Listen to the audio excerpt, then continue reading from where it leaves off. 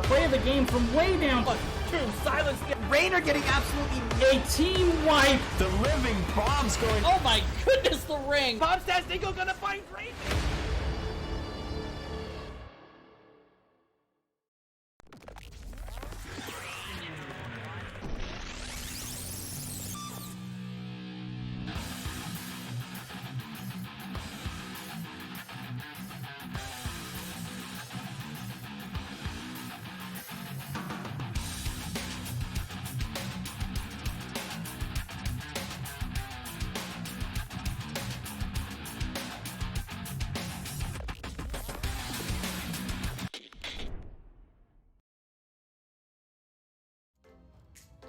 Hello and good morning, everybody.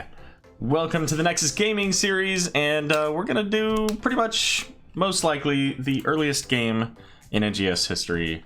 I'm Aero. This is Borntoshine over here on my left. The screen's right. How you doing this morning, Born? I'm sleepy, as I'm sure everyone else is this early in the morning. You know, I woke up this morning and took the dogs out, and even the sun was like, I don't know about this. I'm coming, but give me a while. But it's still like an hour and a half too early. Exactly. Ugh. So I have to say, I regret this a little bit, because have you ever made those decisions where you're just like, oh, you make an offhand comment, right? And then somebody's like, that sounds like a great idea.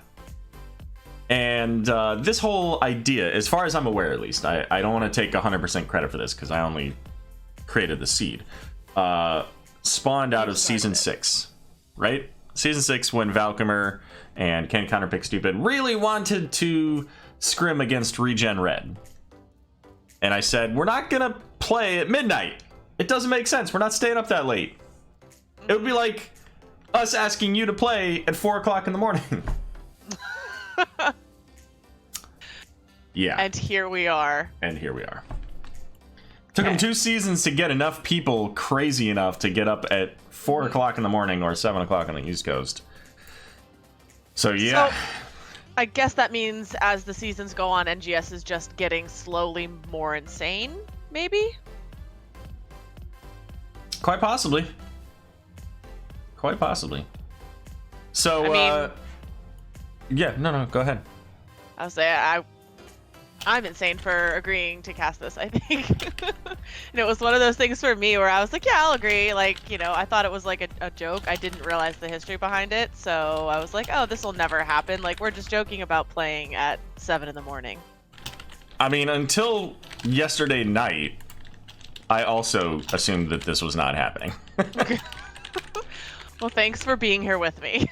Yeah, for sure. So, now I don't know, did you notice your name? Did I get that set up for you correctly? Born to Sleep, yep. All right. That's me. So, all right. So, since this is an NGS match, but it's kind of a little bit different, we're gonna have a little bit different setup for the bans. So, what the teams decided to do was eliminate all of the bans. So there are no map bans, there are no hero bans. If you want to pick Phoenix and race car around, you can do that. That being said, each team has one veto, which we will list as bans. But let's see what the map tool looks like when you have all of the maps up. All right, that's an interesting setup. And it fits perfectly with the ticker at the bottom. But I didn't put in which map we're going to first here, which was the selection of our West team, Counterpick Stupid and Friends. Yep. It's going to be Haunted Mines. Because, you know, if you're going to get up at 4 o'clock in the morning, why not go to the graveyard? Yeah, why not? Just lean into the memes. The loudest crack of beer, says Wedge. Yeah, A-Fish was getting beer because I have my glass of wine. Makes a lot of sense. All right, so we're starting off the memes early, getting rid of Cho'Gall. Yep. Cheers, A-Fish. There you go. Banning fun right off the bat. Yeah, that's upsetting. I got to play a Cho'Gall game last night, actually. Did you? Was that at about 2 o'clock in the morning? Slightly earlier than that, maybe like 1 o'clock in the morning. So, you know, that gives you an explanation as to why I might have some of my regrets this morning. Oh, they're banning both of them. Oh, I mean, that's important. You can't ban one and not ban the other. Like, you know, they're a pair. They go together. You can't split them up. Makes sense. So, all right. So these two teams here, you've got the lot. Actually, you know what? That's a good ban on Haunted Mines, because if you can get like brawls happening in. Oh no, they don't know about the. Oh no. What? Can definitely not go in the mines. He can go in the mines, but if he flies up while he's in the mines, he can't leave unless his team comes down and gives vision. Come here. Cut that out. Oh my god. Okay. Well. Stop, guys. Jeez. So that could turn out to be an interesting setup, because of course, how many people know about that? Nobody plays here. Yeah, I mean, this is not an NGS map. I don't even remember. I was about to say I don't remember the last time I played on it, but I do actually. Halloween. There you go. CCS Invitational. So yeah, that's the last time I played on that map. Before that, who knows? Probably when they pulled it from rotation. So. All right, so Sylvanas and Murden going to be the pickup here for the West team, and the East team getting the Diva and Stukov, a couple of heroes you don't see all that often. I together. like the Stukov pick though. Yeah, he's one of my favorite healers to play. So I am here for it. Makes sense. Very cold. You know, and that's another thing to consider too, is that it's very early. Your decision making is different first thing in the morning than it is at the late at night.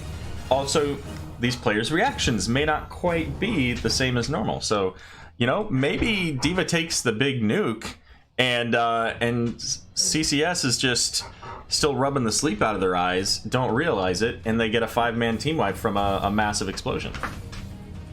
I mean, I would love to see that. It'd be fun. Would be here for it. So far, they don't have any way to lock them down in it, though.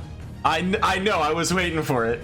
Wedge! I'm so upset right now. Banning Brightwing? Unacceptable. That's just so rude. But you know what we do have? We do have zoning Stormbolts. We do. This is right. Can't believe I missed that one too. We've got Deathwing. We've got zoning Stormbolt. Picking up the Chromie. Goku says Brightwing has no place even in memes. Yikes. Oh no. Where's my ban?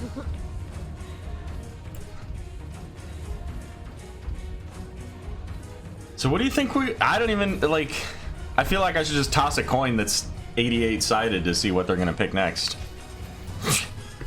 Gazlo and Tracer. So, okay, so this is a main tank Diva. Or is Deathwing the tank? It's definitely Diva. Okay. Well, just wanted to. I mean, I guess because Gazlo could go into the top lane.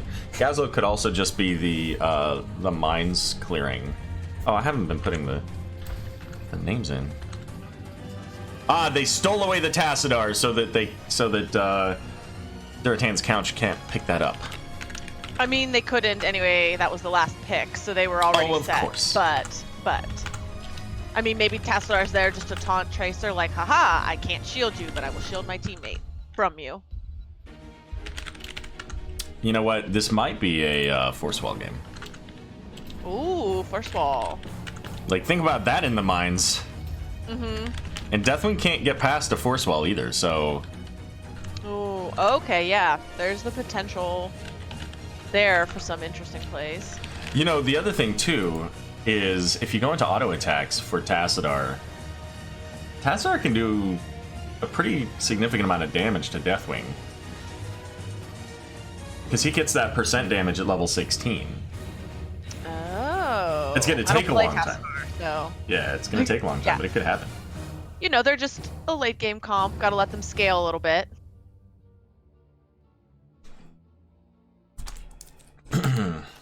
All right. Game is loading. We're going to Haunted Mines, because why not? Just saying, Durotan's couch gets a Brightwing instead of Gazlo, and that comp is much scarier. I mean, yeah, you get Deathwing and Mini Deathwing. This is a map that's all about the camps, though, so we'll see, you know, ultimately what we do with that. They've got Sylvanas on the side of Can't Counterpick Stupid. They've got Gazlo on the side of Durotan's couch, and I believe Gazlo still has a Merc bonus thing, but it's been a while. All right, well, you know what? Let's go ahead and introduce our teams, and why don't you go ahead and start us off? Pick a team. Okay, pick a team. All right. We've got on the right-hand side, Durotan's couch. We've got Captain Wedge on the Stukov, Sailor Twiff, I almost messed that one up, on Diva, Sir Noble on Deathwing, A-Fish on Tracer, and Wildcard on that Gazlo. All right, and on the left, we've got Can't Counterpick Stupid. We got Dr. Evil 12 on the Deckard, Valkymer on Muradin, Pet Wolverine playing the Chromie, Fig Dibble on Tassadar, and Shagger going to be playing Sylvanas.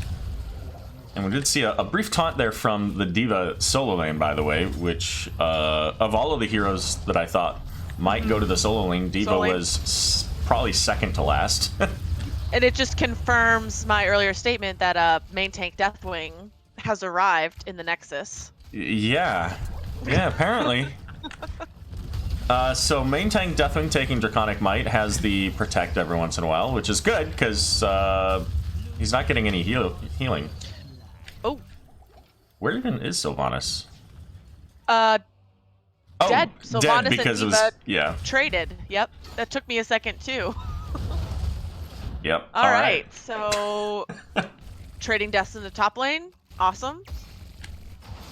And you know, I was gonna say, like, I you know, Sylvanas versus Diva. I don't feel like Diva pretty much at any point wins that, but hey, brawling it up in the bot lane, the fire coming out from Deathwing, getting Dragon v Dragon.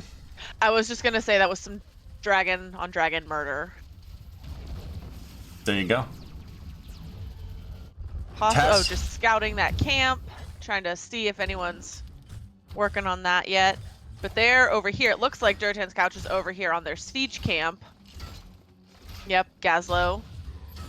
And this is an early priority on the siege camps because the sapper camps here provide so much value. The siege camp, unless you proc it when, you know, the mines are up, it just doesn't get anywhere, right? I mean, there are heroes in this lane ready to push.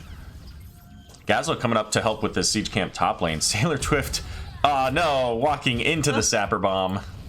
But it does secure them that top camp. They get it.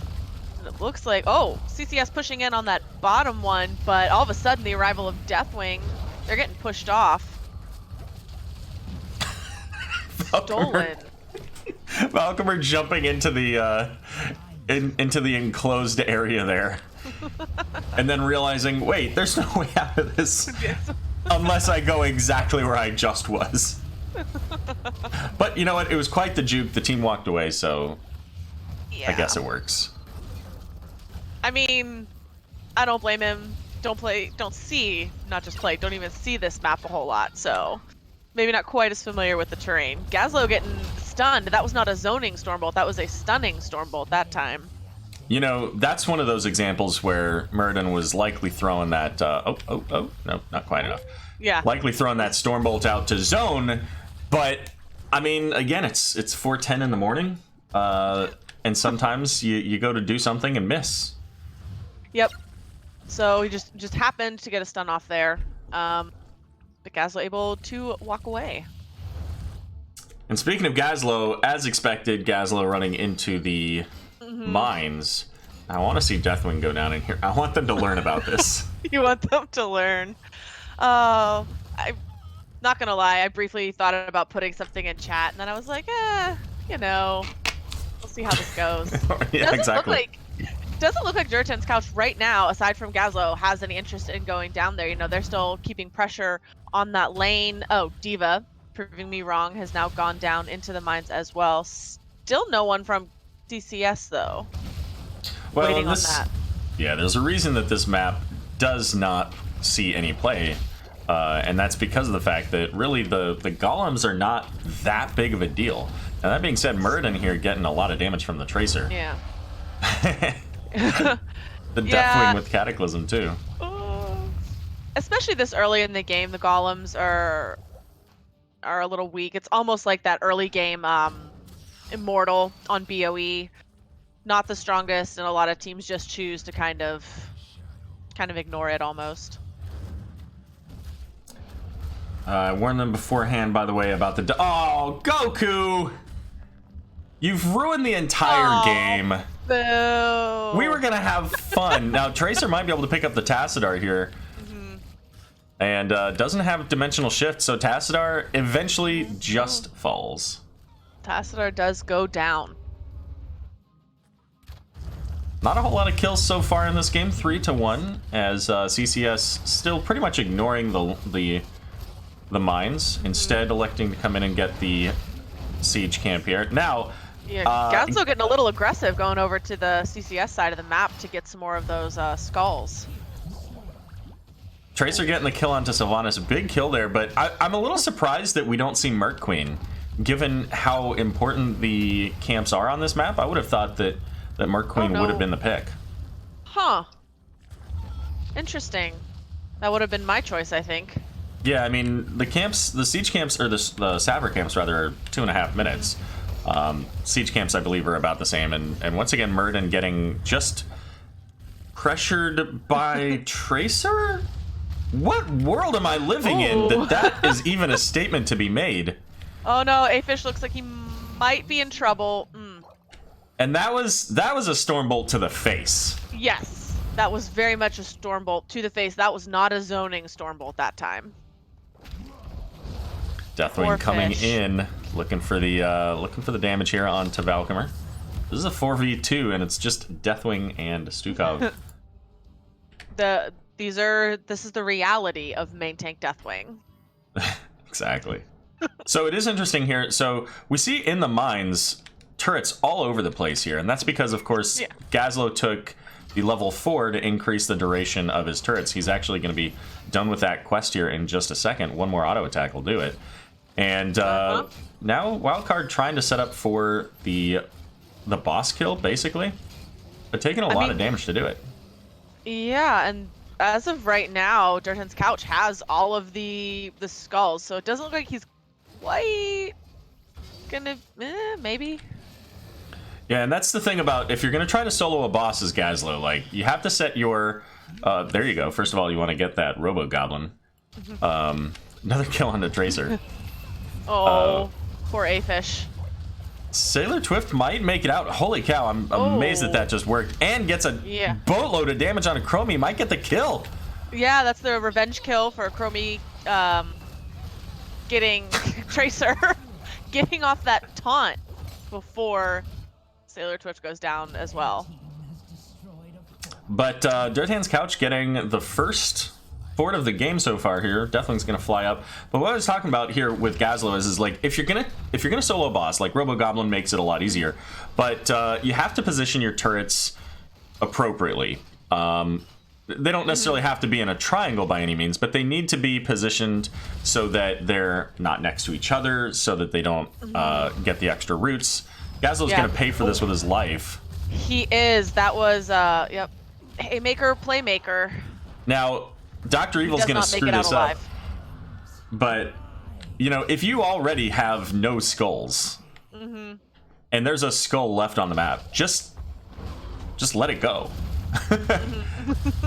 You know, just leave that one skull there. Make the enemy team have to go back and get it, and then you can push while the enemy team is split. Yeah. I mean, no one plays this map. We don't play it in NGS. You know, it's not in rotation. So I know I myself don't know a lot of the strats for this map. You know, I remember someone mentioning that to me once a long time ago, but would I have remembered it at 7 a.m., 4 a.m., whatever it is? Probably not. Yeah, and it might have even just been a case of not not really seeing where they were going, because of course one skull, right? Deckard's gonna proc the stay while and listen here, so Murden's going in, has the haymaker, throwing Captain Wedge into the back line, but nobody cares. They want the Deathwing instead. They're focusing the tank. As you do, the unstoppable tank, no less. Yes. Deathwing swooping in here. A lot of damage from both of these teams, but no one actually getting any kills. Looks like, yep.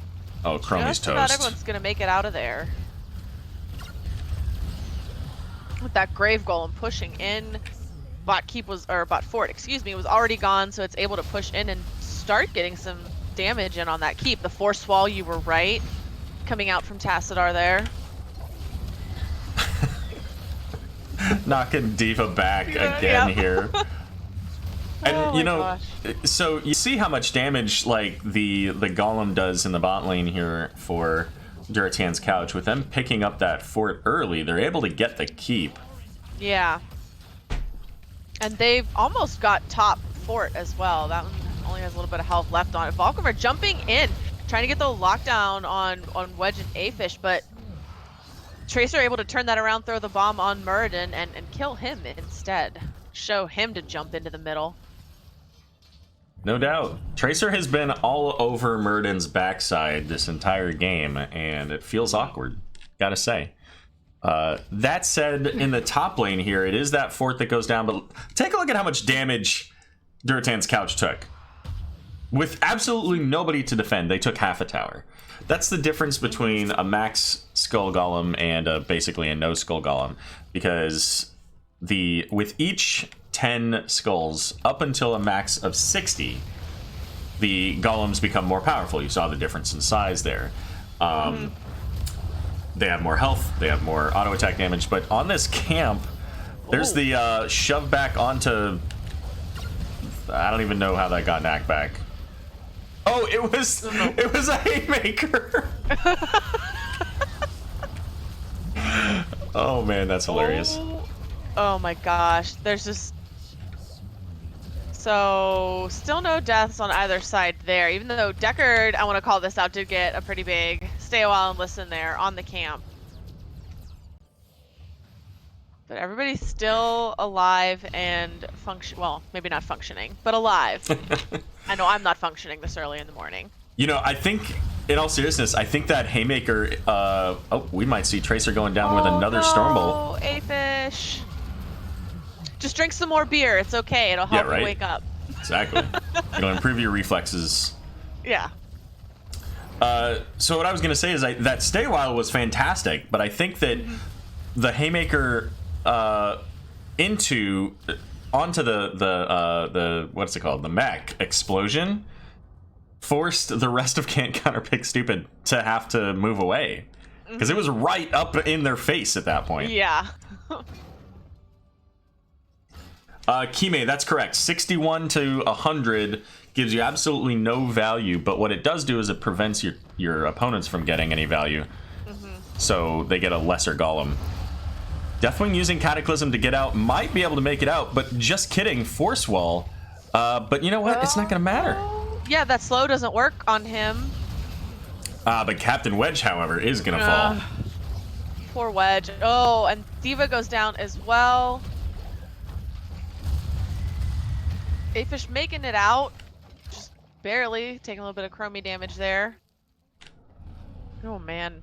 And we're back down in the mines again. Yeah, but this time CCS has come down to try to at least gather some of the skulls, it looks like.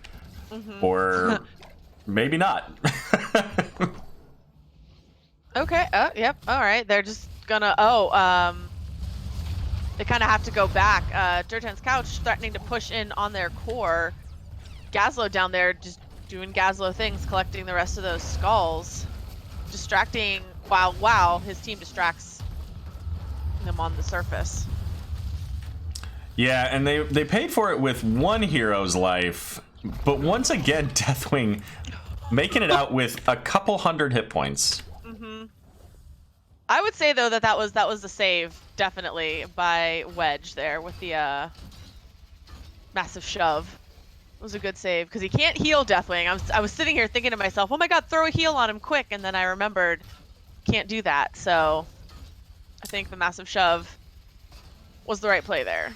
Yeah, only Alex Straza can help you with that one.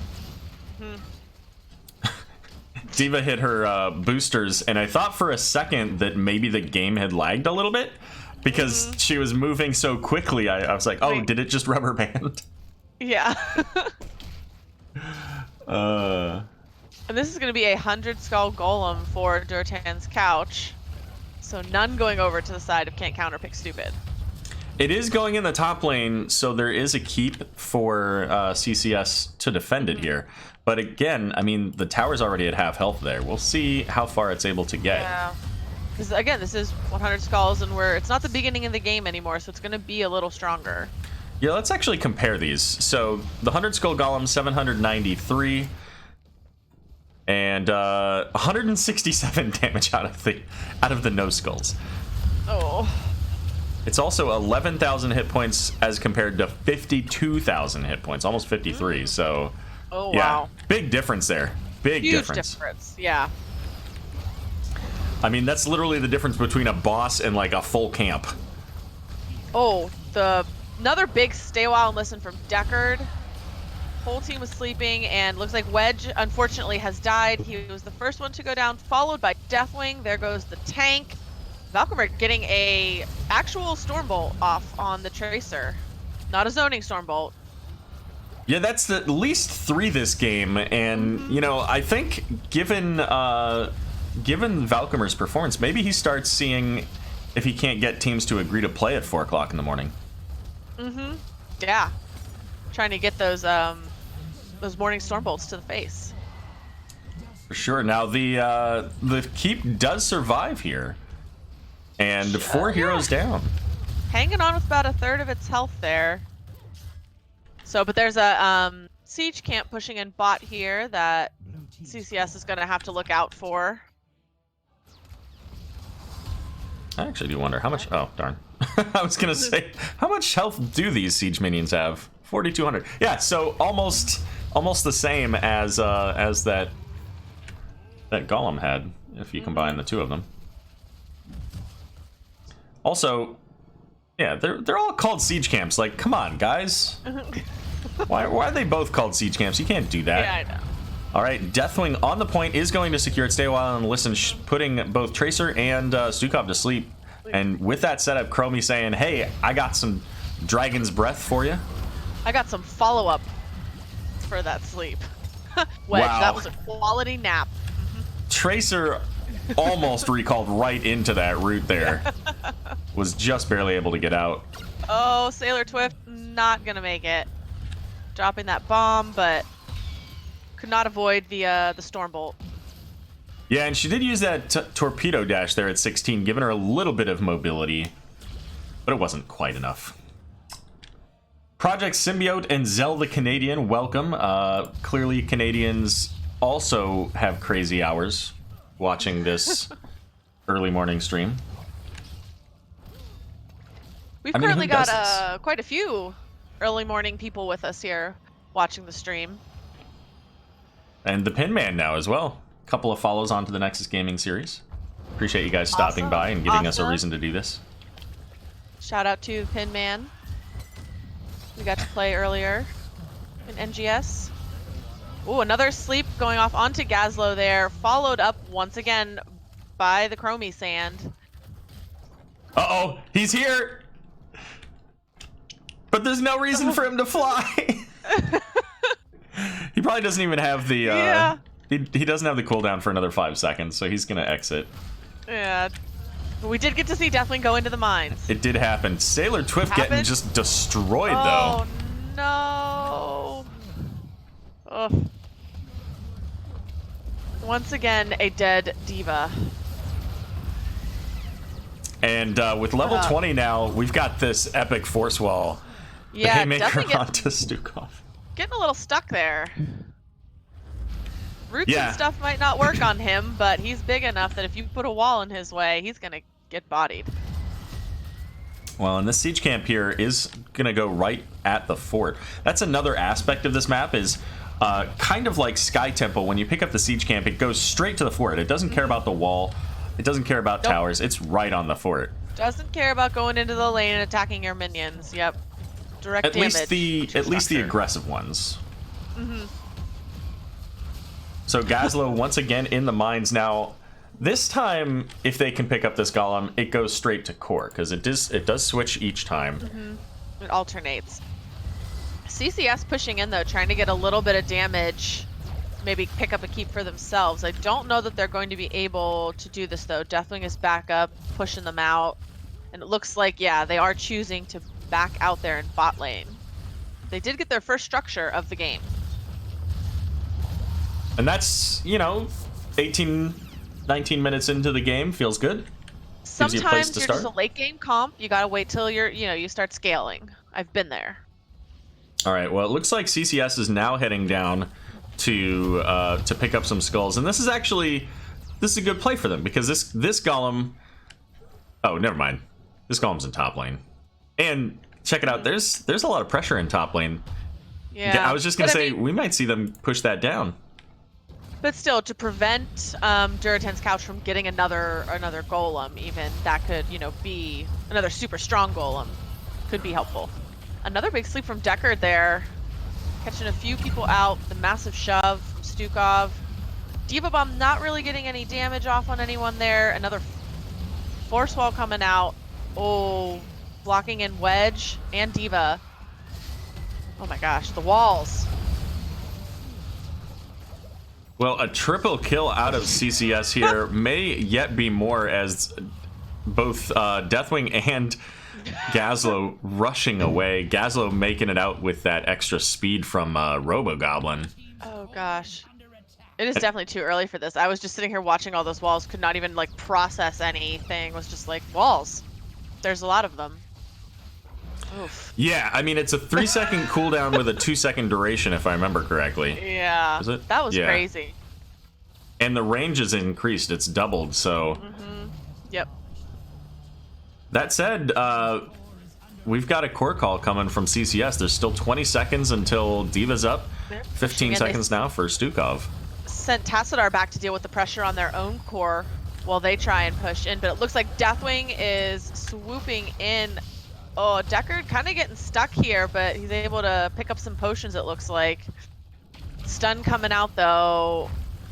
Don't know. Looks like he might make it out. Yeah, I think Afish should have gone for the Crummy there. She was pretty low and kind of left off to the side. This is still an uneven fight now, as all 5 of CCS are here, only 4 alive for Durotan's Couch. But, you know what? Sacrificing the Goblin, they did end up keeping and saving their core, so good play by them. Yep. Little bit of damage onto Durotan's Couch's core, but as of right now, both are still standing. Yeah, and this force wall, it's such a nuisance. You said so many walls. Oh my gosh. Tracer's still being a menace, but at this point, I mean, Tracer, the kill count is quite a difference here between these two teams, 22-7. And if you only looked at the kill count, you would expect the structures to be in the exact opposite direction. But just goes to show what happens when you leave Gazlo unattended. Absolutely. You know what? This is Heroes of the Storm at 4 o'clock in the morning, where the rules are made up and the kills don't matter.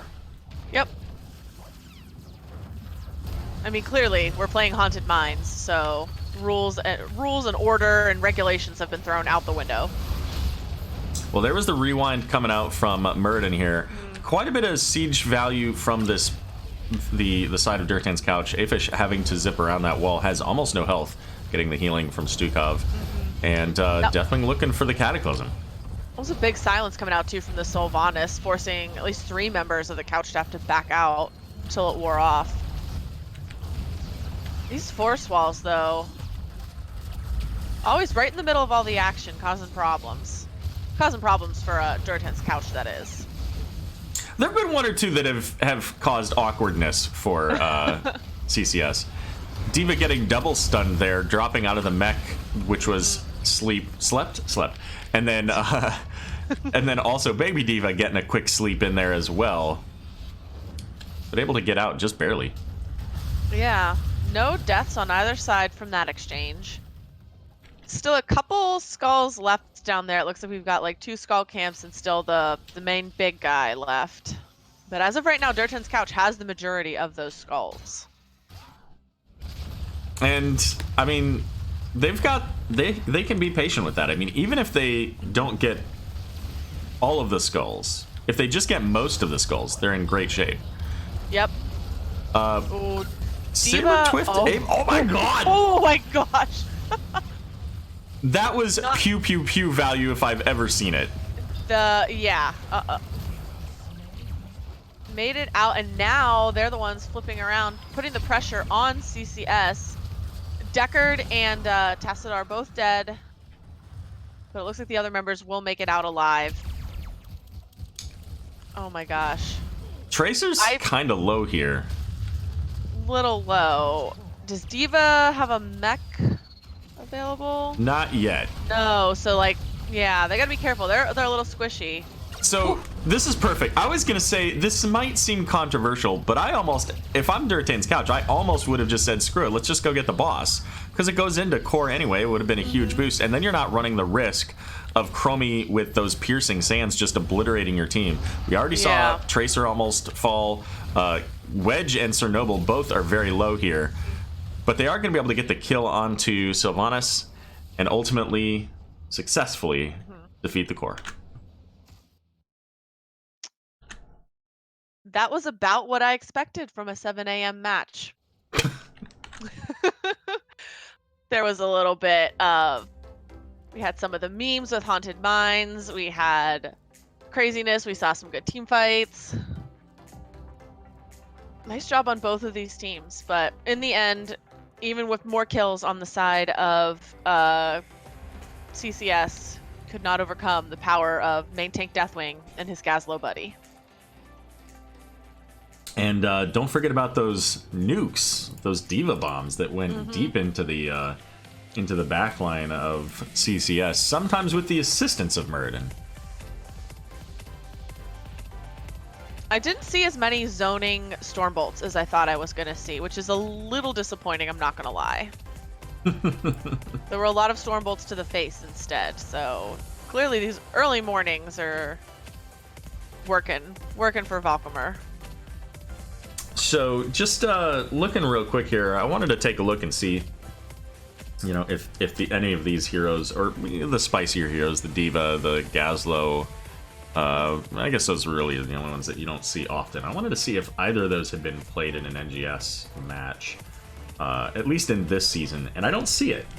No the D.Va? Vikings, no D.Va, no Gazlowe, at least for these teams, or for this team rather. Okay.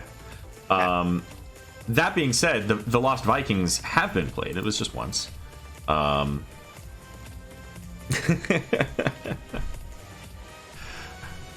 right, so for game number 2, we're going to go to Hanamura. Oh, okay. Another map we don't see a whole lot. So before this morning, before the game started, you know, I woke up this morning and in that moment, that few minutes when your brain is still trying to figure out what kind of crazy person you are, I was like, you know what? Why are we even having bands? I have so many levels. What levels do I have? Oh, In-game character levels. Yeah. I thought Fishy was talking about my personality. There's so many levels to my personality because I'm talking about waking up and not being awake. Are we ready? Yeah, we're ready. Like I said to you, I'm as ready as I'll ever be this early in the morning. So, all right. So there are a couple of bugged interactions on this map. One of which is that Garrosh can throw turrets. I don't want to say what the other one is until after they're done. So I don't want to give it away. If they pick it, then so be it. Okay. So I'll tell you then. So yeah, so I woke up and I'm like, let's, see if we can convince them to do, don't ban any heroes. They then elected to expand that to don't ban any maps. So, you know what? We get to play all the maps that we never get to see. Yeah, After this, I fully expect a Black Hearts Bay. That's what I said in chat before, we even got into the game. I was like, come on, guys. I want to see some Booty Bay. Like, why not? I actually don't hate that map as much as most people, so I would be super excited to see it. Let's see. So this was the pick of the red team. This was Durotan's couch pick? Yeah. Was it? Yes. Okay. As CCS wanted first pick. Ah, okay. I'm waiting to see what we ban out, if we're going to see... Oh, we see the Deathwing ban. I was wondering if we were going to see Cho and Gaul again. Well, Lazy Hydra says, ew, Hanamura. Agreed. Agreed, Lazy Hydra. I mean, I like Hydra. I like Hanamura. Yes, we do like Hydra Aero. Yes. There's that too. But I don't know. I don't know. Even after, they supposedly fixed it and reworked it and everything, it's still just not one of my favorite maps. I mean, it's still better than Braxis, but, not by much. So we did see the the Gaul ban, excuse me, by the way, again, from Durotan's. And banning out the Tracer as well. So getting some respect there for his Tracer. I mean, that's fair. Tracer was all up in Murden's business, and at least for the first half of the game, caused a lot of problems for Murden. The second half of the game, Murden figured out how to Stormbolt, and then Tracer just dies because she has no health. Mm-hmm. But yeah, definitely caused some havoc. Yep, Cho and Gaul, once again, the correct bans coming out from the couch.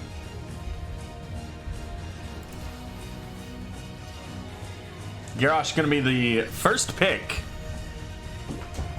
All right, now show me the the Rainer and Jaina. Let's make sure that Garrosh can absolutely never do anything.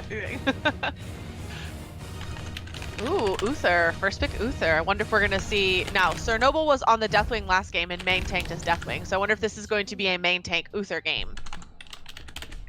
Could be, especially with that Ana pick. And Ana and Uther, nano boosting Uther can be a pretty crazy circumstance, right? Just chain casting that stun. You get off the desk.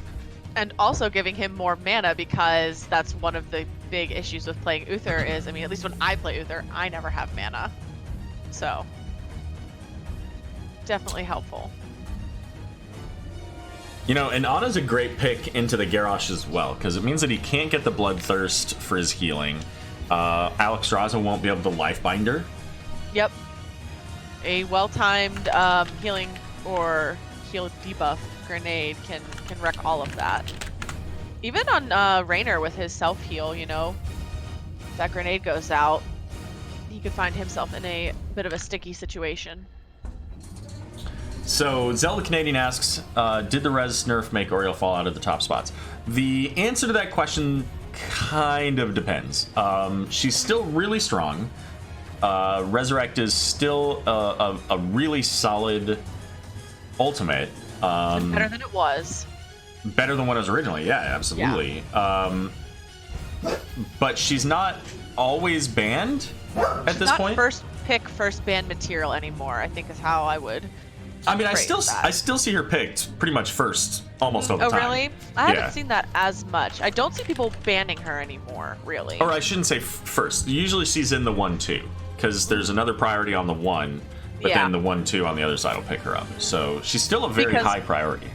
She is, but if you don't take her with that first pick, it's not like the other team instantly snaps her up. She's making it to the second round of picks. So, Garrosh, Rainer, Alex Raza, what else are we going to get with this here? Something else to lock down after Garrosh throws. Maybe a Thrall in the offlane?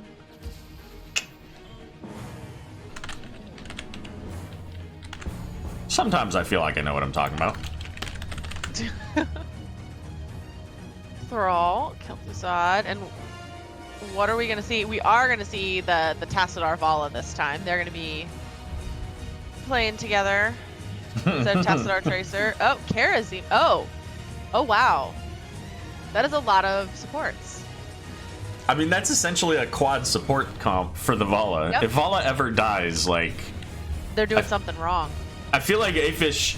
If Afish dies, Afish leaves Durotan's couch. Because at that point, it's personal. Because, yeah, at that point, you're looking at your teammates going, what the heck? There's 4 of you. What have you done? I need better teammates. So, we're watching you. We're watching you guys. Zell saying, why not a Lieutenant Morales for the stim drone? Good question. Now, I haven't seen Morales at all lately. There was actually a Morales last night. I don't remember who. Oh, it was Towers of Doom. Oh. And it was, let's see, it was Blaze Malfurion. So which team was that? I think it was Devil Cakes that played. They played Lieutenant Morales and Oriel with Cho'Gall.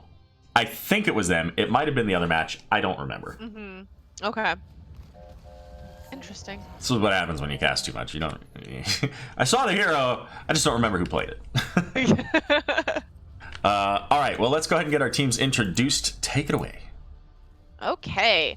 Durotan's couch on the right-hand side. We've got Sailor Twift on the Ana, Afish on the Vala, Sir Noble on Uther, Captain Wedge on Karazim, and Wildcard on that Tassadar. Alrighty, and over here for Can't Counterpick Stupid, we got Shagger on Kel'Thuzad, Fig Dibble playing the Rainer, Dr. Evil on the Alex Raza, Thrall going to be played by Pet Wolverine, and Valkymer on the Garrosh. So I'm a little bit surprised because I really would have liked to see them move the Rainer into the off lane and leave Thrall. It's a solo lane Ana. Oh my goodness. This is so funny because I played some games with my team and our coach last night, and our coach we played an all 5 support comp, and our coach was off laning as Ana. So that's actually kind of funny that I'm seeing that again today. I mean, it makes sense. Oh my god.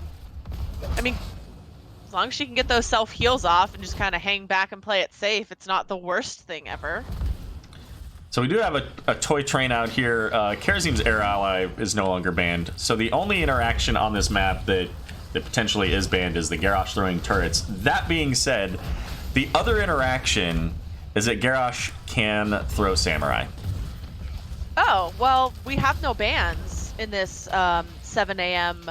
no-holds-barred match. So, as I think someone pointed out in chat, yeah, Kime pointed out in chat that CCS took Garrosh first pick, you know they're going to throw a turret. And nope.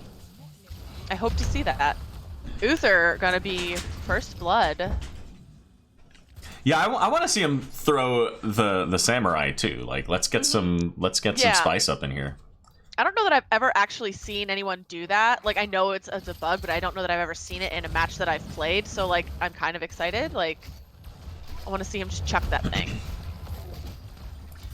So they are picking it up first here, while Durotan's couch heading over to pick up their fortification, their turret first. Now, it's important to note, Garrosh cannot throw enemy turrets, and he cannot throw turrets that he himself drops. He can only throw turrets that his allies drop. Friendly turrets dropped by allies. Yeah, Goku says the Samurai is unstoppable. Just you wait. I mean, maybe it was something they fixed. Valkymer falling really low here.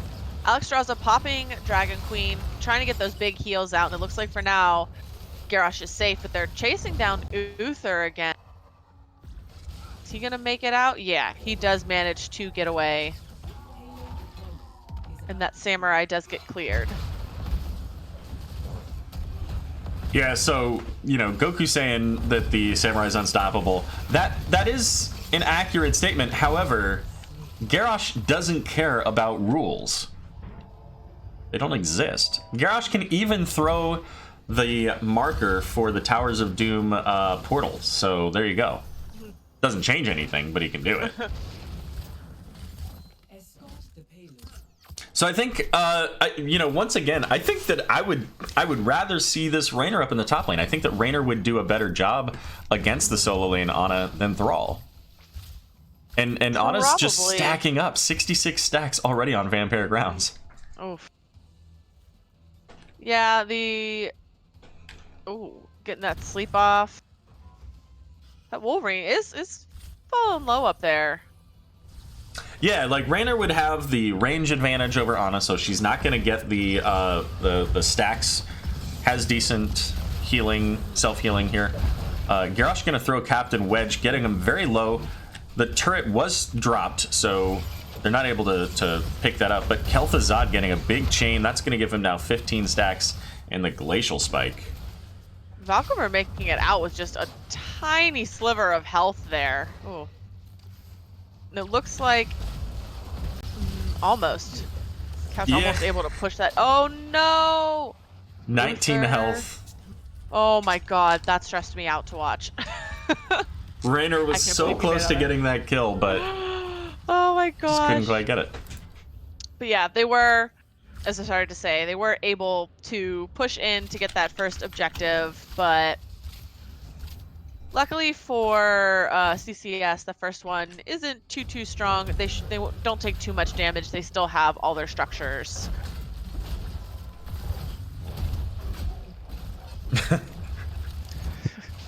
Look, have fun. I forgot.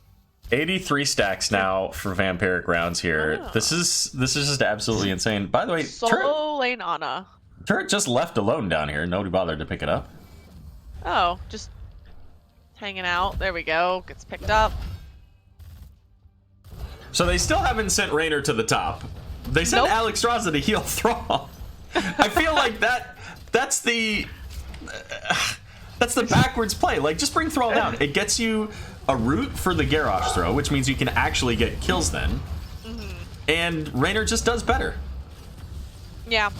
Thrall he has to get him in too close. Like you said, the range on the Raynor would definitely be, I think, more suited to the Ana.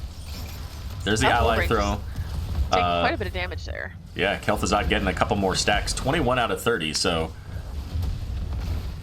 definitely well over halfway there. Apparently somebody is walking their dogs. It's just about that time in the morning where people are waking up and allowing their dogs to have their moment of the day. The normal people are just waking up, starting their mornings. Some of us have already been up and are on their second match of HOTS for the day. Right? Ooh, Valkymer Garrosh throwing Wedge into the team, unable to get that kill though. Hey, come here. Lonely turret back here just hanging out, will eventually fall. How are we doing with Ana? 119 stacks on the Vampiric rounds. I might have to put them in another room if they're gonna keep this up.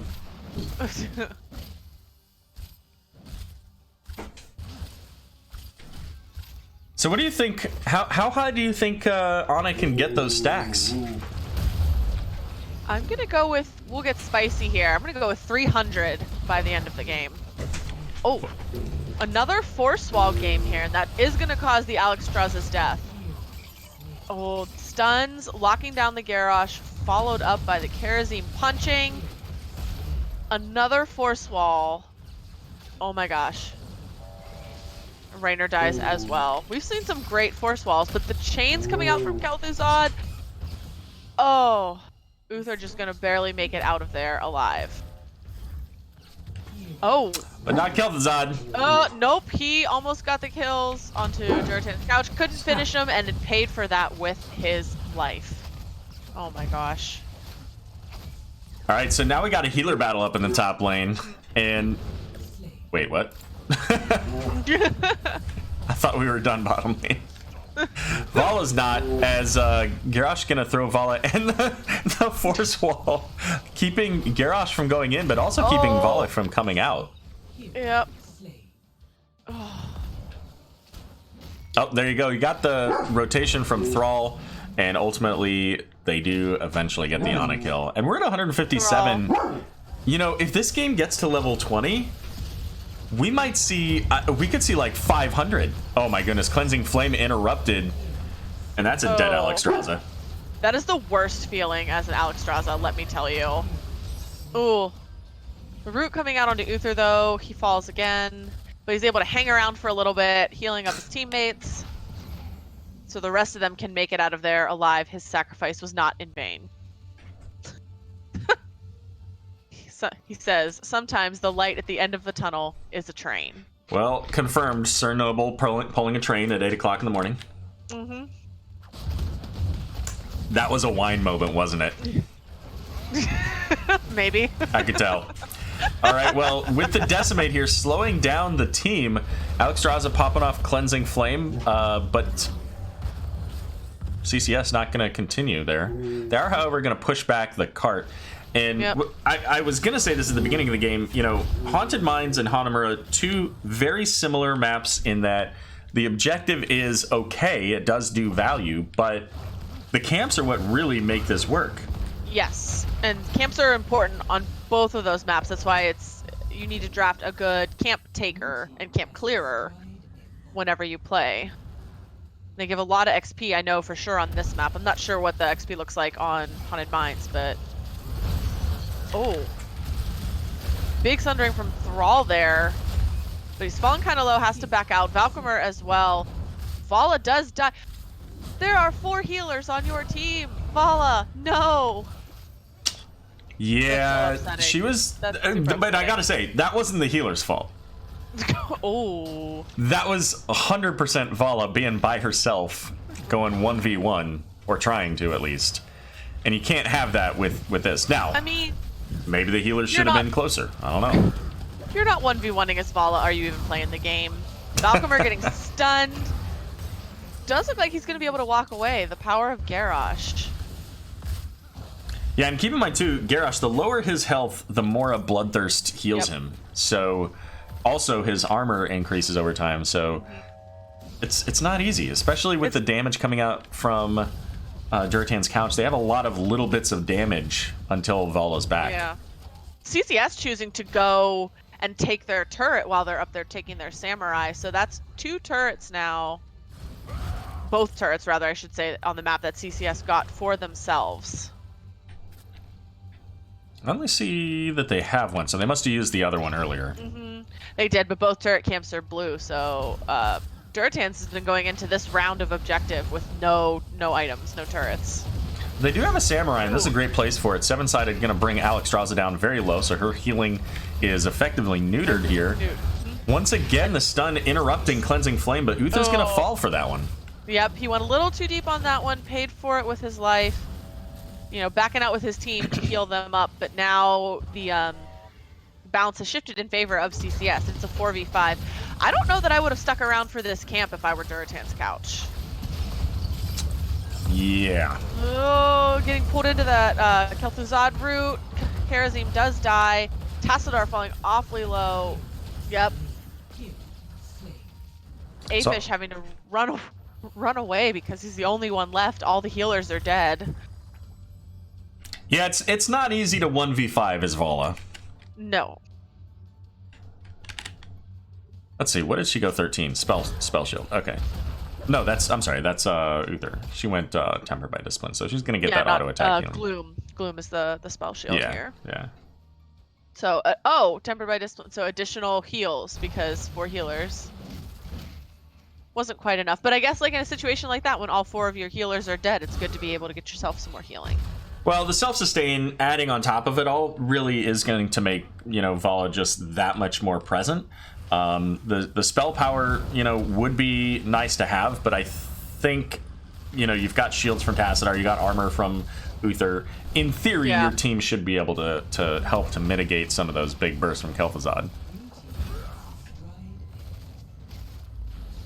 And it looks like we're going to see Durotan's couch here working in the bot lane, pushing up these catapults, and then backing away. Level 16 online here first, or can't counterpick stupid.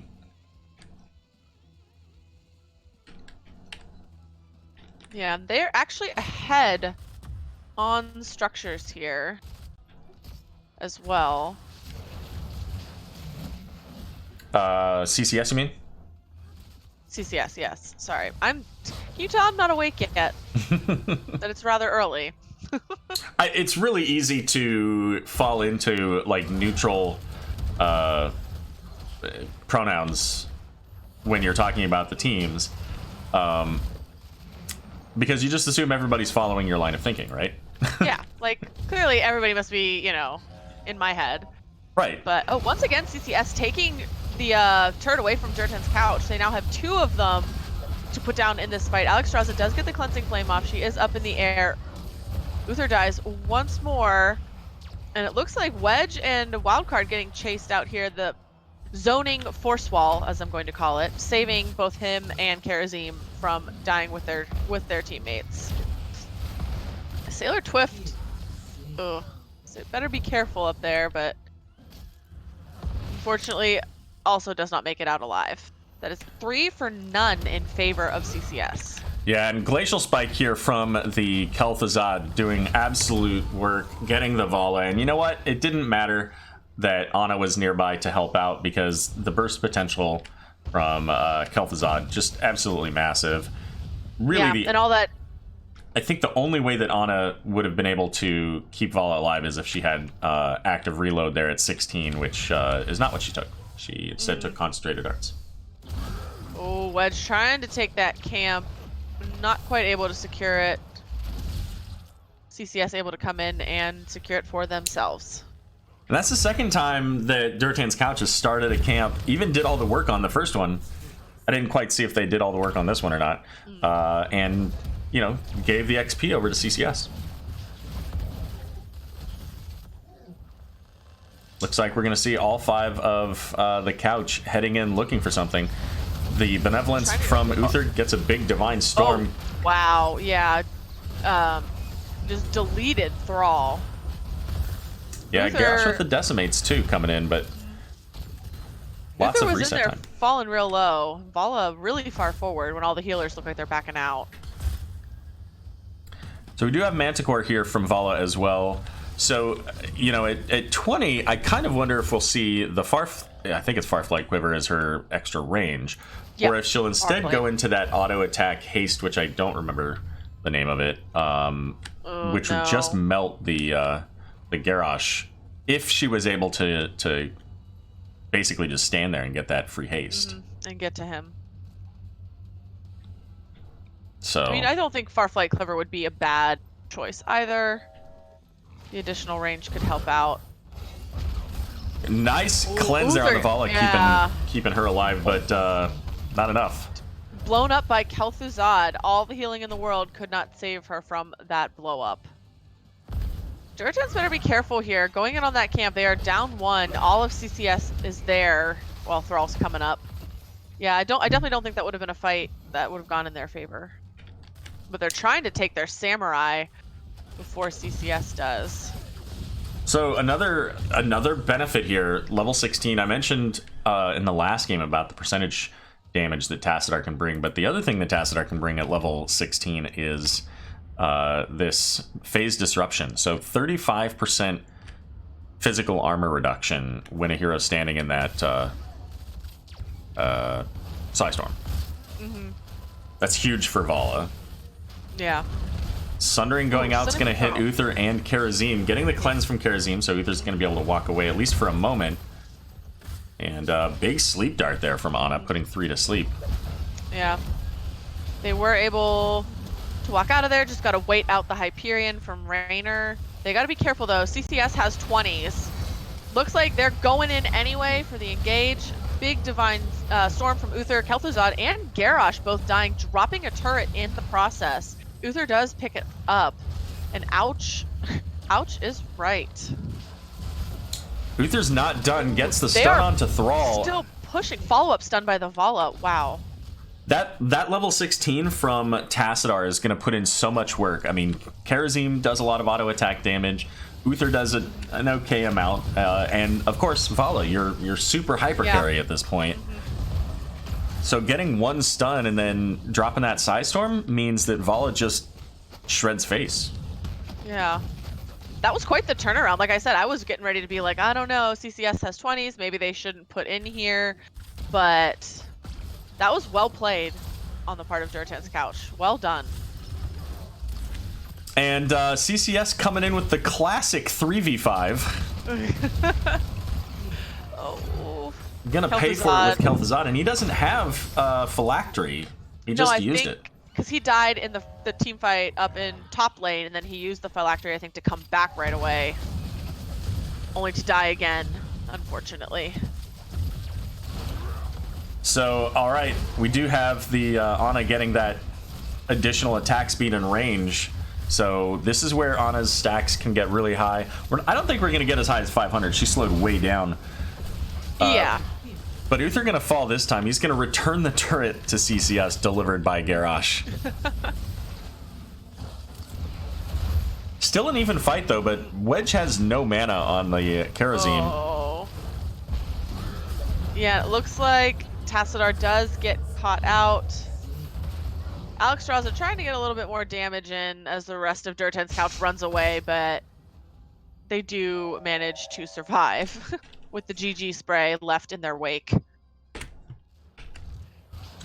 And CCS coming in to get, once again, the aggressive turret camp here. Dragon Queen up still for a few moments. We also have that extended Dragon Queen, and of course the Cleansing Flame now, if she's able to hit enough people, will give her Dragon Queen when landing. Yeah. So many dragons. So many dragons. So, does the Cleansing Flame Dragon Queen also proc that additional time from her level 16, do you know? Let me see here. Because it just says it adds to it. But the level 20 says for 15 seconds. I guess we'll have to see what happens next time. Because I play a lot of Alexstrasza, but I've never, like, paid attention and timed any of that. Oh, Thrall getting stunned and Divine Storm somehow walks out of there with, like, never mind. I was there with 10 health, but... Ana with the Nana, or the Eye of Horus snipe there. Once again, taken down by Ana. He just has not been able to, has been struggling against Ana this game. They're still chasing. Durotan's couch is chasing them down. Valkymer falling pretty low, getting stunned by the Uther. Healing reduction by Ana. I would say I don't know that he's going to make it out, and he did not.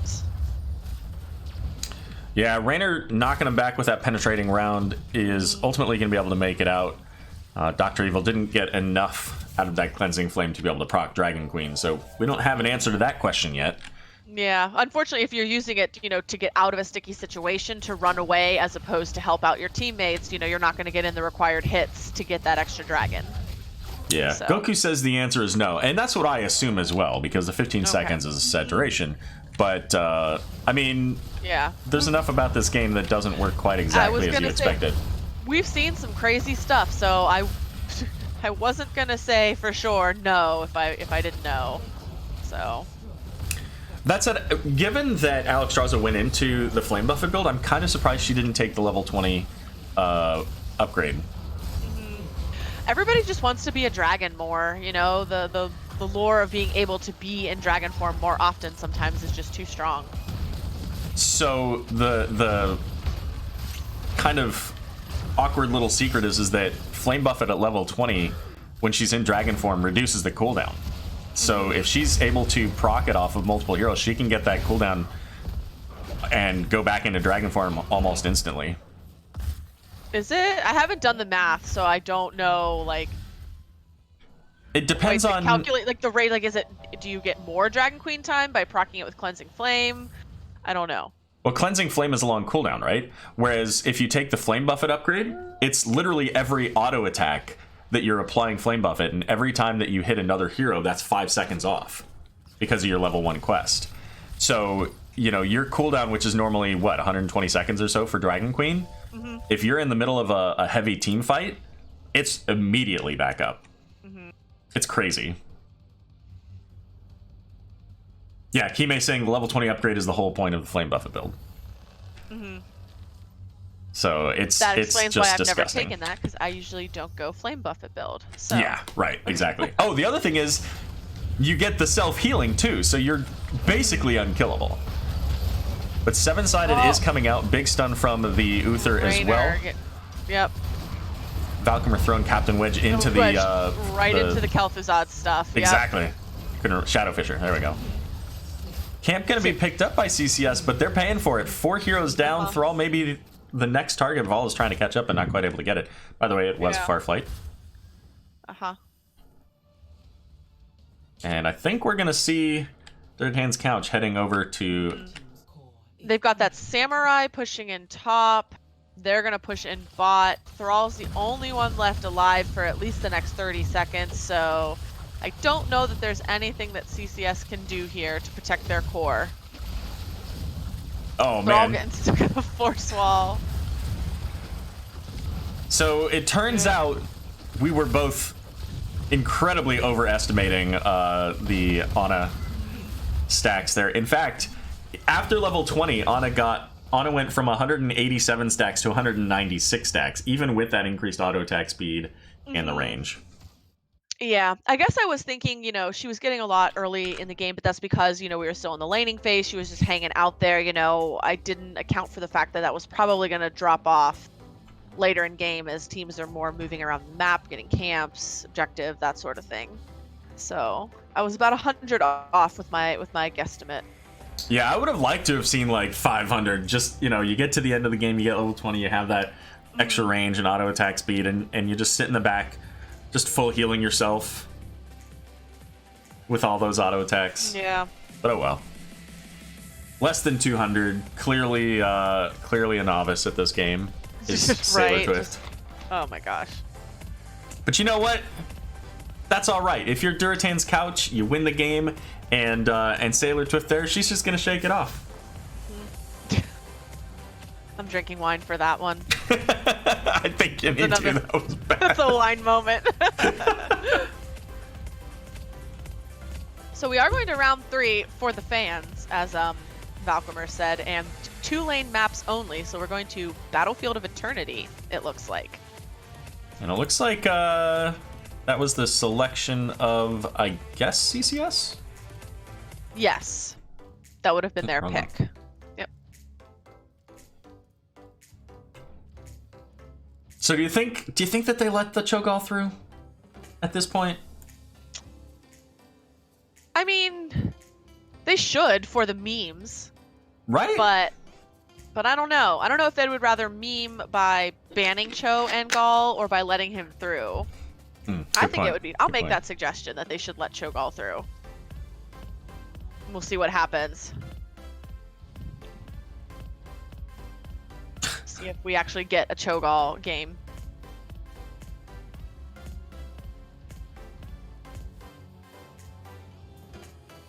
Now they're talking about ARAMs. Why only 2 Oh my lane god, maps? we're doing one. 1 lane map.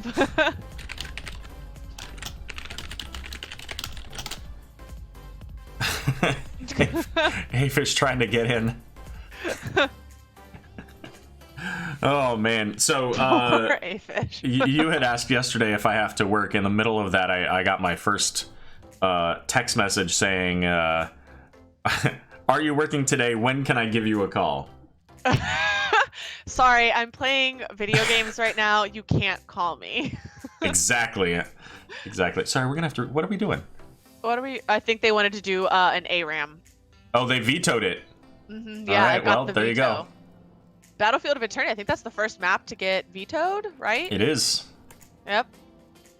So it looks like we're gonna, instead of having 2-lane maps, we're gonna do ARAM.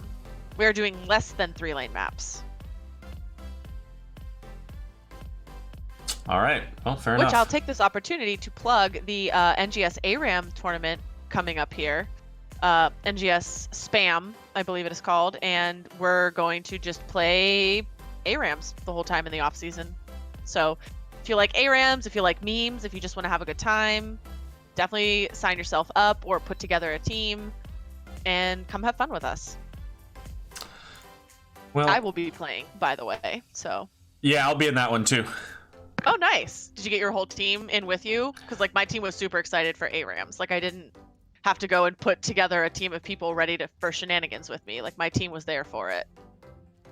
Yeah, so everybody on my team is down. One player was like, listen, instead of being main, I'll sub. But that means that our good friend Recyclic he can come into the main. Oh, nice. All right. Almost hit leave game on accident then. Mine popped up asking me to buy a mastery ring or something, and I was like, what? What's going on right now? I have no idea. That's just because, actually, I don't know. It's because whoever you're looking at probably is hovering a hero that you have the potential to buy a Mastery Ring on, I'm guessing. Mm.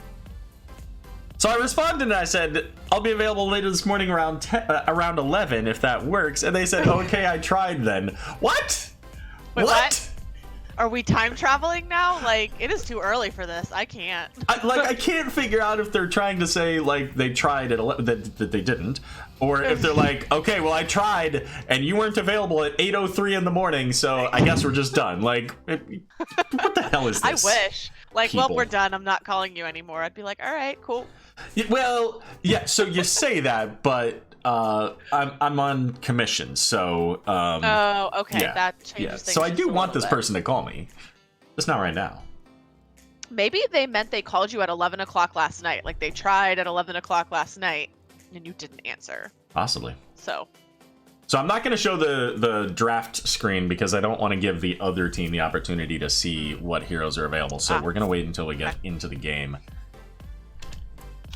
When Caldor does these, he has a rule that if there's the potential for a triple, you always have to take it. okay.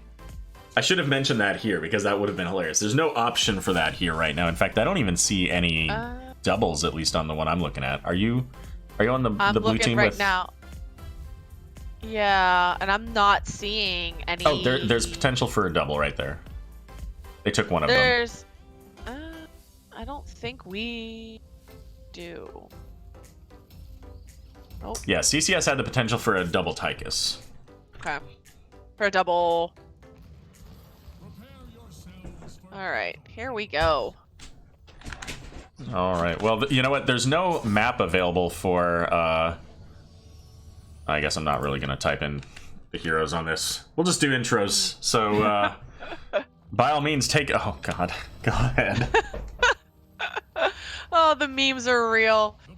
Well, and we'll start off with Afish because, as someone pointed out, Afish finally gets to play the fish. So we've got Afish on Murky, Diva or Wildcard on Diva, excuse me, Sailor Twift on Hanzo, Captain Wedge on Butcher, and Sir Noble on the Cassia.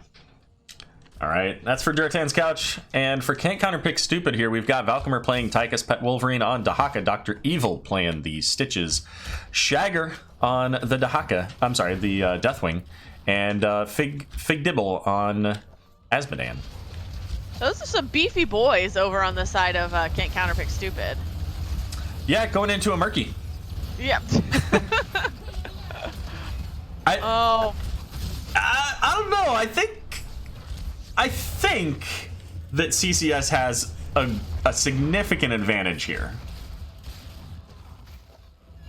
That said, eventually... You know, maybe just a little. I mean, we've seen crazier things. I'm not going to call it right now. It's still anybody's game, but they definitely are the beefier of the two. Diva, first to fall, first blood. Rest in peace. Captain Wedge here falling low, has to come back. Probably doesn't even have the ability to get any healing here. Obviously there are no healers, so it's all about these globes and the healing well. So we've got target practice for Hanzo. So neither of the potential builds that you would normally see with the auto attack percent damage at 16. But Tychus is going to get taken out by the Cassia.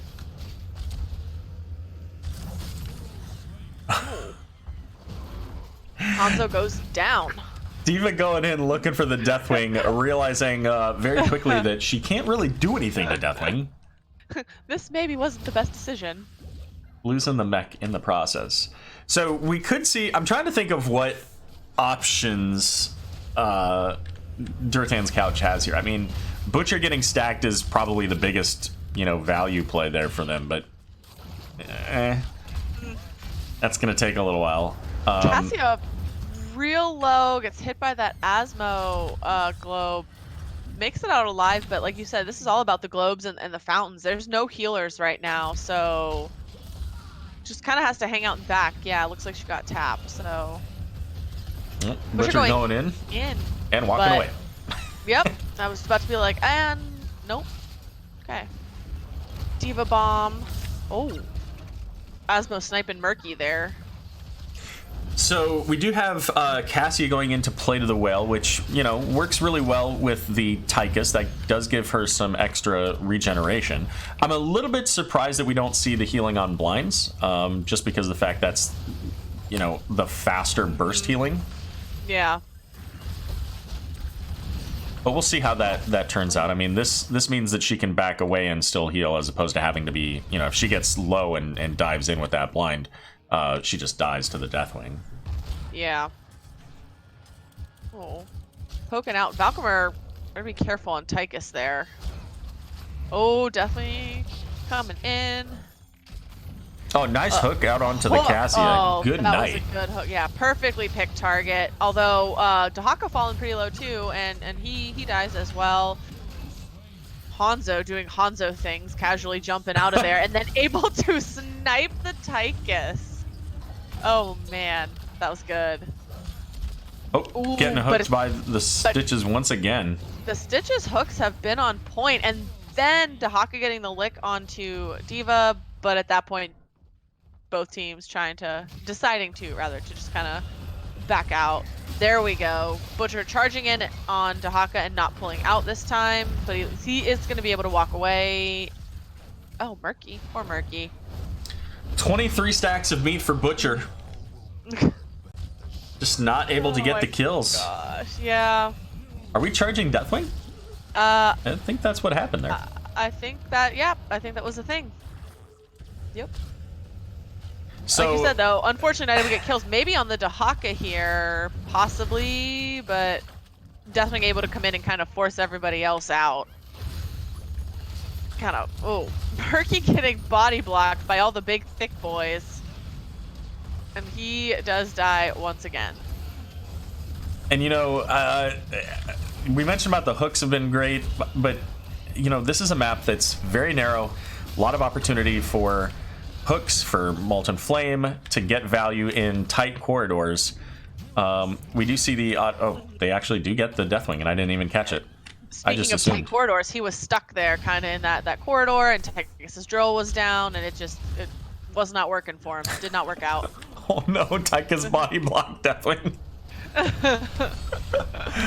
Oh, feels bad. Asmo falls too. I think that was a Butcher ult too. I think I heard the chains come out, so he kind of got stuck. I don't know that it may not have even landed because he was pretty low to begin with in that corner. But here's another kill. They're starting to pop off. I'm impressed. Oh, 2 for 2 so far. Okay, so we're 3v3. Oh, Murky does manage to get March of the Murlocs off though before he dies. And Deathwing using Cataclysm to get out has the Bellowing Roar, so instead of that Burn Beneath My Shadow, won't get the resets. But there aren't a lot of forts here either, so no big deal. Yeah. Diva pretty low, probably about to fall on the mech at least. Looking for that hook, gets the land there, and Tychus even stealing away the globe. Cassia coming in trying to help out, but then Deathwing shows up and it was GG for Diva. Looking for the kill onto Valkymer. They do get the Tychus down there. Went a little deep for that Diva kill and paid for it. Deathwing's pretty low here too. I mean, if they can... Oh, the isolation on a Butcher. That's huge. Murky going for the Deathwing kill. Oh, that would have been great to see. I'm disappointed a little bit, not gonna lie. Wedge charging in on Stitches. Yep. Pays for that one with his life. Yep. Oh, poor Murky. He spawns right away only to get hooked and killed by Stitches. And Diva getting caught in the lava burst there, so is able to make it out with the mech. A-Fish said, I was typing. Trying to type in an ARAM. Nice. The tongue coming out onto Cassia. Unfortunately, she does not get to walk away, but Dahaka might actually... Oh no, he had Essence. So he's going to be able to pop, get that burst of health. Butcher getting zoned out by Deathwing and pushed onto the wrong side of the map. He falls as well. Death timers are still pretty short though. Butcher had gotten pretty decent on the meat there, got up to about 115, 120 or so, and has died 3 times since then with back no down kills. to 91, it looks like. Yep, 91 meat. Silence on the D.Va this time. She is going to make it away. I think she loses her mech, maybe. But it's going to be Stitches falling here. Murky getting a little bit of flame in the face. And you know what? It's not going to feel great when you're semi-aquatic. Yeah. I think he typed earlier, he phrased it best when he said, small fish, big dragon. Yeah. So, life as a Murky can be hard sometimes. Doubting Pig asked, what inspired this match? We'll go back to that here. We'll talk about that after the game again. But it's Aero's fault. That's all you need to know. Yeah, bottom line. So Cassia and D.Va both going to fall. They do get the kill onto Dahaka to start it off, and they're trying to get the Tychus, but Murky not quite able to get that. I don't know how Wedge made it out of there. I would like to point out that he has about 3 hit points and almost died to those Deathwing Flames, but somehow manages to sneak away, make it out, and will be rejoining after getting some health back from Fountain. Well, you know what? If you're Murky, getting really any damage from the Molten Flame just turns you into a big burst of fire and Cooked fish. end up being dead, yeah. So it's hard. Life as a Murky main is hard sometimes. Oh, he's right in the middle of all the Stitches pile. Yep. Oh. And he kind of followed it like it was the path that he was supposed to walk. Yeah. That hook into the Molten Flame, absolutely glorious. Yeah. Oh, I was just about to be like, and Hanzo making it out though because of Hanzo things, but nope. Dahaka. And there comes a Cataclysm too. Yep. Looking like Wildcard's gonna get at least the mech falling here. Looks like Wildcard does make it out though. The chat uber spicy over here. Sad about getting hooked. That's what you get. That's what you get when you're sitting in the road. Stitches just hooking. I have to say though, Dr. Evil's hooks have been excellent this game. They've been on point. Speaking of, Wedge getting hooked in himself. Deathwing securing both the Butcher kill and the Murky kill all at once. 2-for-1 special there. Another cooking of Cassia and also Hanzo in there as well. So dead 2. The hooks. Parts of the Murlocs. The hooks and the drags have been just really great, pulling people into the Molten Flame, and going into that Molten Flame build, Deathwing's able to do a lot of damage with that. I've noticed them pulling a lot into the bile from Stitches as well. That's actually been working in their flavor. Oh my god, favor! It is too early. I'm gonna say it again. Too early for this nonsense. Oh Captain no, Wedge. Butcher down to 106 meat again. He was back up to like 130 or something, but oof. ARAM's a tough place for the Butcher. It is. It's a tough place for a lot of heroes, Murky included. Murky and Butcher both. So I was going to mention earlier, you know, we might see if Cassia goes into at level 20, she gets an ignore armor with all of her basic attacks. Would be really helpful to fight against the Deathwing. Unfortunately, that's really the only hero that has the armor. I guess other than the spell armor for Tychus, but that doesn't count because auto attacks. And that's really it. Hanzo at 16 took piercing as opposed to the Giant Slayer, so not getting that percent damage either. Yeah, which I think would have definitely been valuable here. Oh. So many deaths. Yeah, and it's going to be that black pool, too. Cassie getting hooked. She's going to fall here. All up in the middle of CCS. Yep. Valkymer makes it out with just a little bit of health.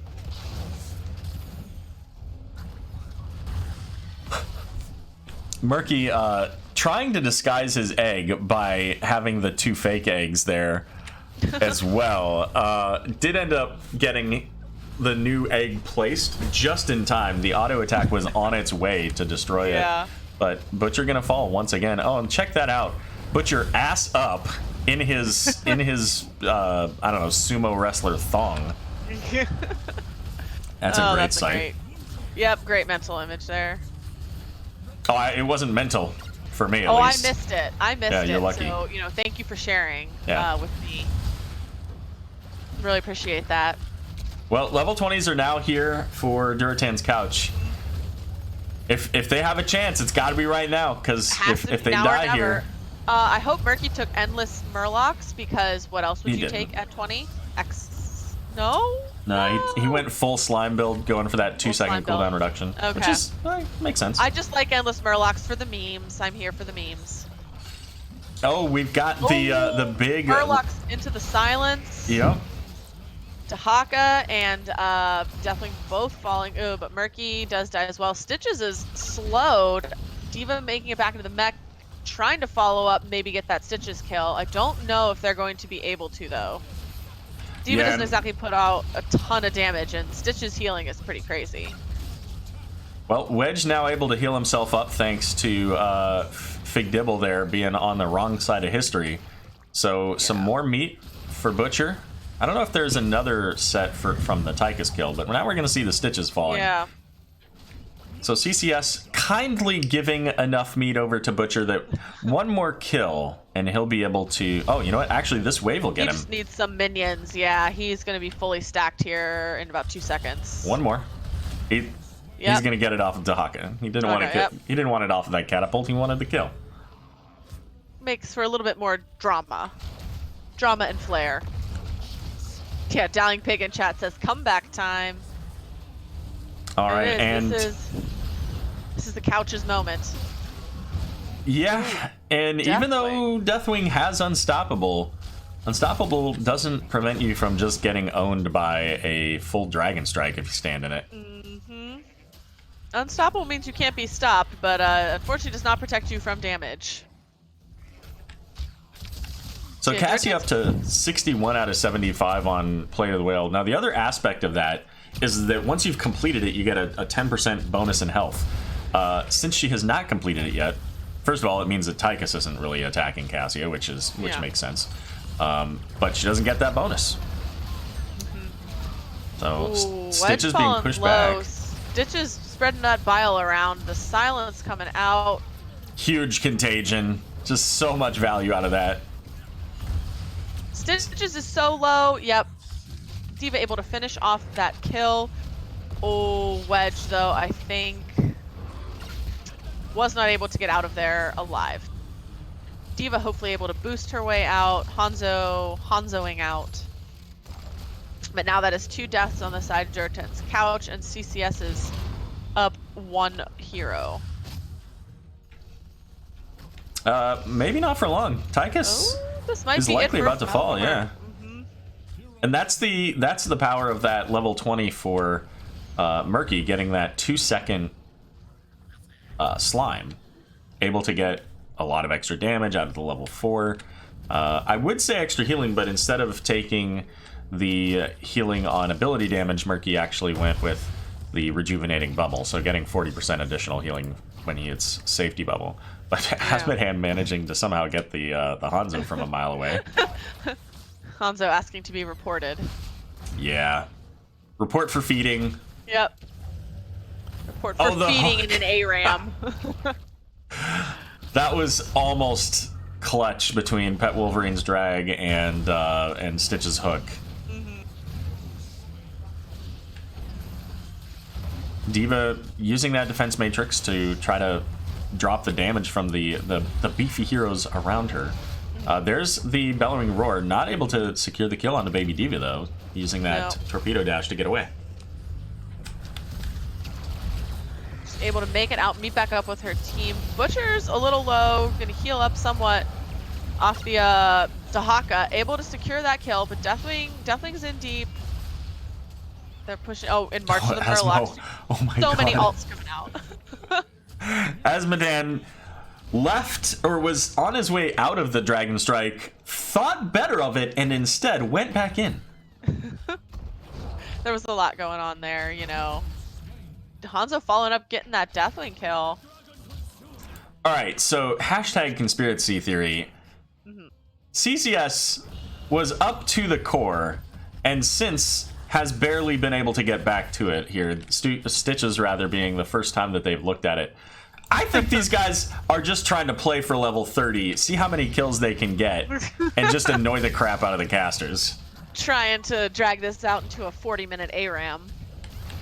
What's the longest game you've ever played, and what map was it on? You know, I don't remember the map, but I had a game that did go on for like 38 minutes, and like I said, I forget the map, because all I remember by the end, I was like, this is the worst ever, I hate this game. I had a 48-minute Haunted Mines. Oh, you could beat me by 10 minutes. Oh, and Yeah. it's Haunted Mines too, woof. 48 minutes, and the worst part about it was, our core was at 1% for 26 minutes. Oh god, the stress levels, like, the stress level. We did lose, by the way, but it took a long time.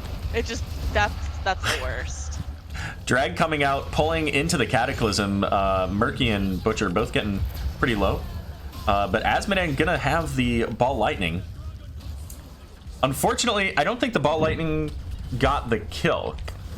Or maybe it did and it just didn't bounce. The Haka's gonna be able to kill the Butcher.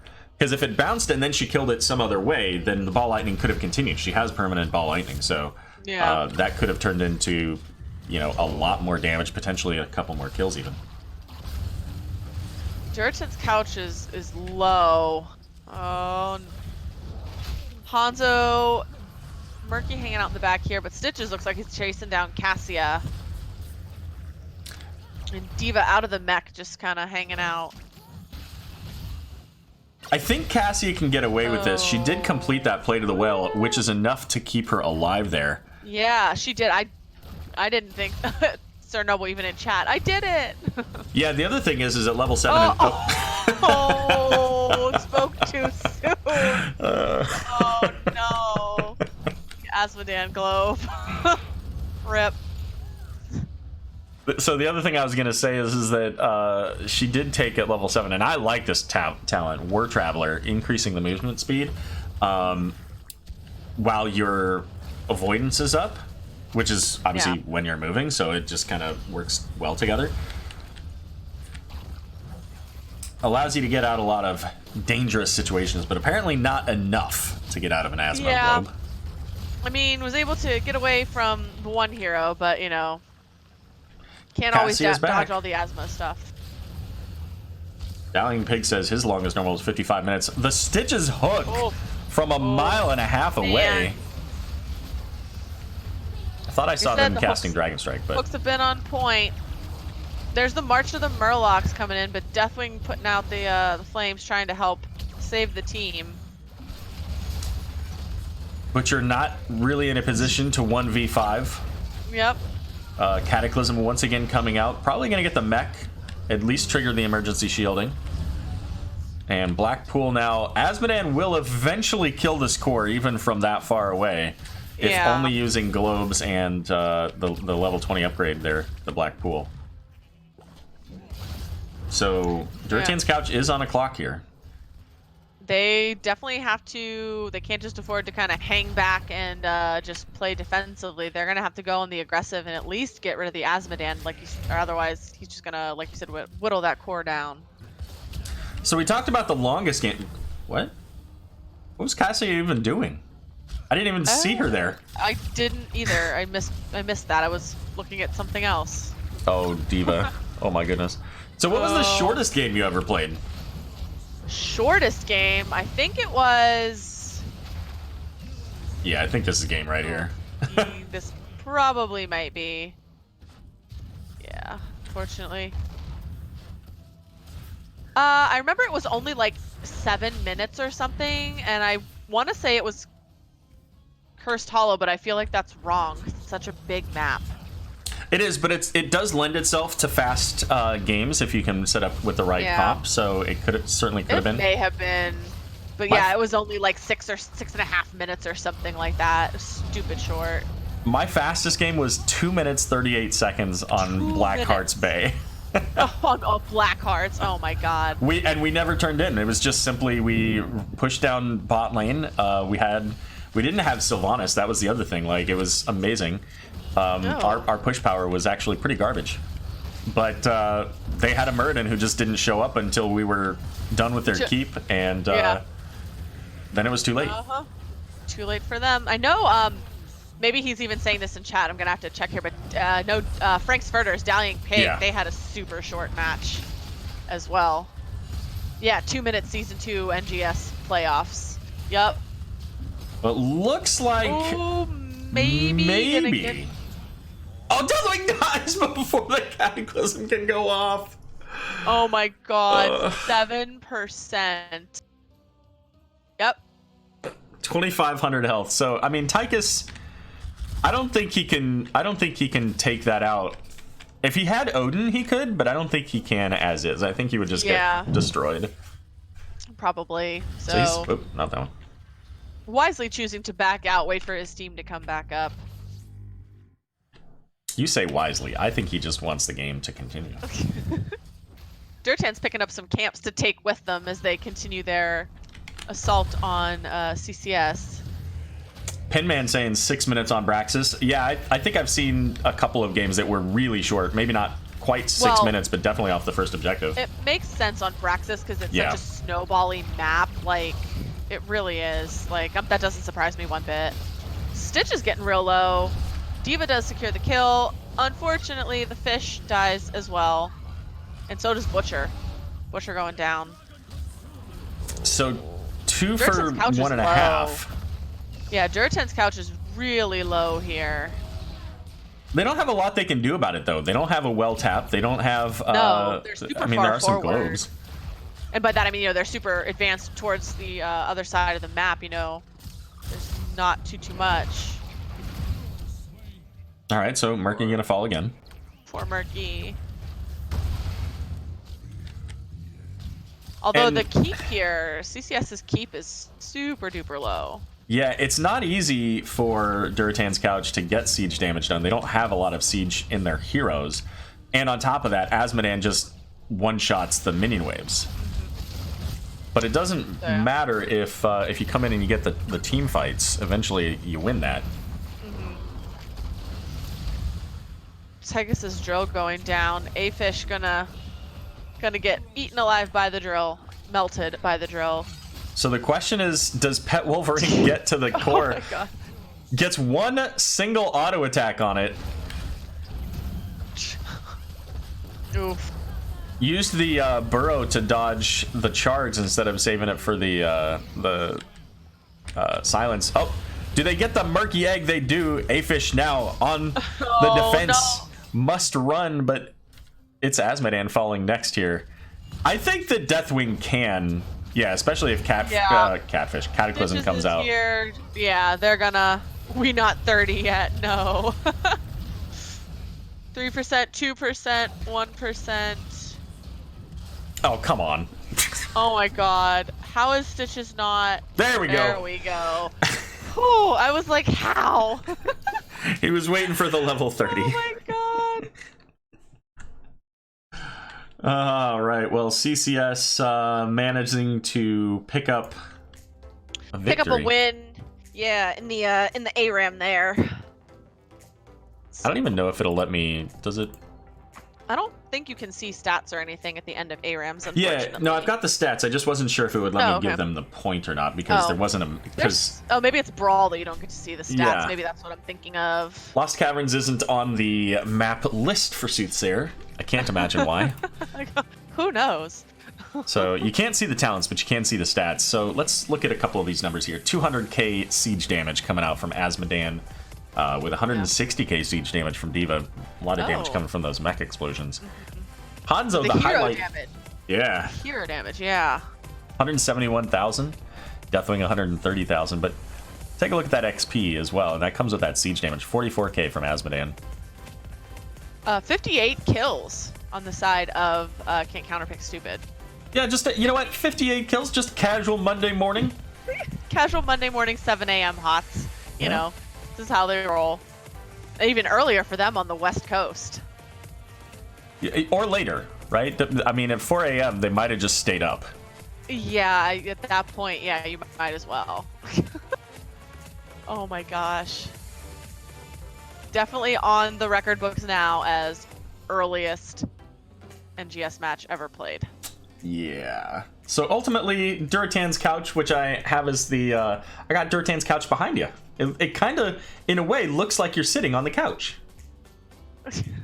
In a way. A little bit. Yeah. I wouldn't want to sit on that couch. Yeah, I don't know. From what I've heard, there's a lot of stains on that couch. Yeah. But... So, yeah, but I figured I'd put them up as the winner. BTS on the couch. Behind the scenes. Oh, God. Oh, my goodness. Nothing like almost have a 2-hour-long set at 7 a.m. Indeed. Yep. Indeed. Fig Dibble and Typhlo Jean, I guess, maybe? Thanks for the follows to Nexus Gaming Series. I think we're about done here. There's a ping somewhere, but I can't check that without making you look awkward on the thing. See if that was anything important. Nope, we're good. Just saying thanks. All good. Yep. So, Born, where can the people find you if they want to find you? You can always find me in the NGS Discord, obviously, but I forget my own Twitter handle, so we'll just have to let that one go. No worries. For what it's worth, I didn't put it up there because I had no idea. I think it's born_shine_. I always forget where I put the underscores. But, Gotcha. That's where you can find me. And like I said, I'm always hanging out in the NGS Discord, and in HOTS, I'm just born to shine. There you go. All right. And you can catch my casts at twitch.tv/AeroRG. AERORG. I should just put that on my thing. I don't use Twitter. It's there, but I never do it. Make sure to follow the channel there. We've got some finals, coastal finals coming up this week for divisions B through D. We've got semifinals for heroic and division A. These are all best of 5 matches. So a lot of HOTS coming up this week that you're going to want to tune into. And next week, the grand finals will all be played right here on the Nexus Gaming Series, or on the Nexus Gaming Series 2, if there are 2 matches going on at the same time. Yep. Hopefully not, but, sometimes it happens. It happens, yep. Anything you want to remind people about, like maybe shout out flex matches or anything like that? Well, flex matches are over for Season 8, but I would like to put in an early reminder for Season 9 to please schedule your flex matches and do not leave them all till the end of the season, because that is my biggest pet peeve. And I'll throw in another plug for the NGS ARAM tournament in the off-season, NGS Spam. Sign-ups are going on now. They're limited, though. Rather, space is limited. So if you or your team want to have some fun, go ahead, sign up. Even if your team doesn't want to join you, there's plenty of people who are down to play ARAMs. Put a ping out or a post out in the NGS Discord, and I'm sure you can put together a 5-stack. It's going to be a good time. Me and Aero are both going to be there. Different teams, so different teams. It'll be a bloodbath. Mm-hmm. Going for the throat. Right, and just last point here for Dowling Pig, who asked, what on earth caused this to take place. Yes. So in season 6, Valkymer and CCS had interest in scrimming against Regen Red because we had posted a scrim request, and they said, "Great, let's do it." At midnight, and we said no. And my quick-witted response was, yeah, asking an East Coast team to play at midnight would be the same as asking you to play at 4 a.m. And it's taken 2 seasons to get around to it, but here we are. And Regen Red no longer exists. Once we won the championship of Division C, we graduated and said, you know what, we can't get any better than this. Let's call it good. But CCS is still here, and I'm still here, and Born got conned into it thinking it was a joke. Yeah, that'll teach me. But that's what we're doing, so Fair enough. Everybody, thanks again for joining us. Have a wonderful rest of the day. I'm assuming that there is nobody... Yeah, there's absolutely nobody online to raid over to. So we're just gonna... We're just gonna turn off the show. Have a good one, folks. Goodbye, Born.